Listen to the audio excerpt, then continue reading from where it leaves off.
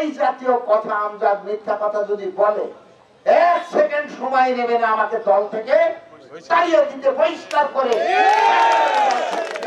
ধ্বংস করছেন সংগঠন, সংগঠন ধ্বংস করার অধিকার আপনাদেরকে দেওয়া হয়নি, আপনাদেরকে দেওয়া হয়নি সংগঠন ধ্বংস করার অধিকার। মানুষ জেল খাটবে, আন্দোলন করতে গেলে গুলি খাবে, মানুষ টিয়ার গ্যাস খাবে, আপনি বাড়িতে শুই থাকবেন, নাহলে পালি ঢাকায় থাকবেন, না কোন জায়গায় থাকবেন, ঘুরে এসে হলো আপনি জাতির পিতা হয়ে যাবেন। গ্রিন সিগন্যাল বলা যেটা পরিচিত, এর জন্য কি আপনারা খুশি নাকি? আমাদের মেসেজটা দিয়েছে আমজাদ ভাইয়ের পক্ষে। যারা বলছেন এখনো মেসেজ আসে নাই, তারা ভুল করছেন। যে তারিক রহমান আমজাদ সাহেব শেষ কথা বলেছে, তারিক রহমান আমজাদ সাহেব যদি কথা বলবে তাহলে আওয়ামী লীগের সব তুলবে। উনি তো সব কমিটিদেরকে সব আওয়ামী লীগ তারিখ দিয়ে বুঝিয়ে ফেলেছে, উনি কিন্তু কমিটির কথা বলবে না। উনি যেখানে ফোন করার দরকার সেখানে ফোন করেছে। আর যদি মাঠের মধ্যে মশারি টাঙিয়ে ঘুমানোর কথা মনে থাকে, তাহলে ধানের শীষের বাইরে একটা লোকও যেতে পারবেন না। মিল্টন জরিপাট সবাই ধানের শীষের পক্ষে আসবে।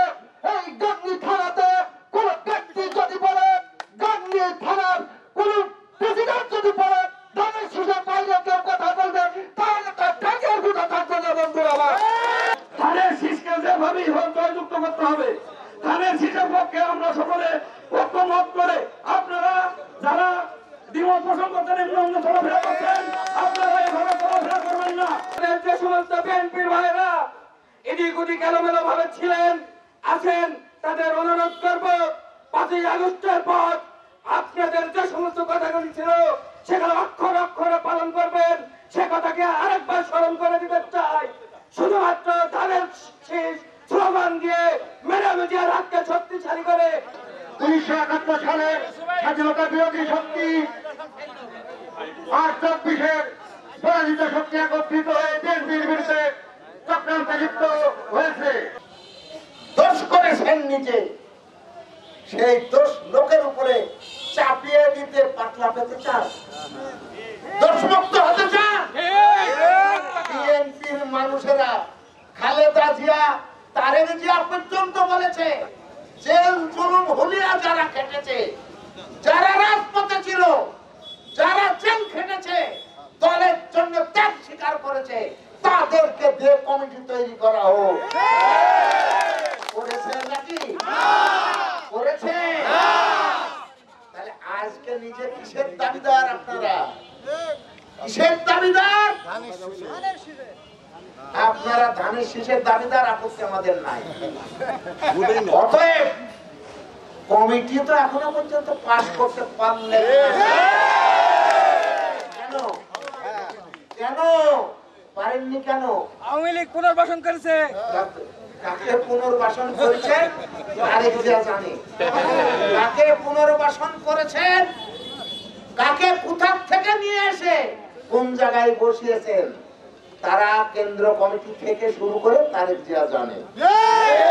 অতএব সবকিছু বলে ঢেকে ফেলা যাবে না।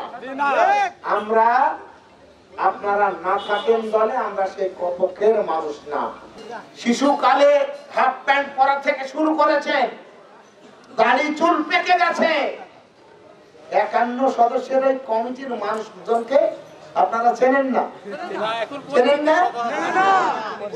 চিনবেন কি করে? পকেট কমিটি হলে চিনবেন কি করে? পকেট কমিটি যদি হয়, সলিমুদ্দিন নাম আছে না, কলিমুদ্দিন নাম আছে না, নইমুদ্দিন নাম আছে, আপনারা কেউ জানতেন না। জানতেন না?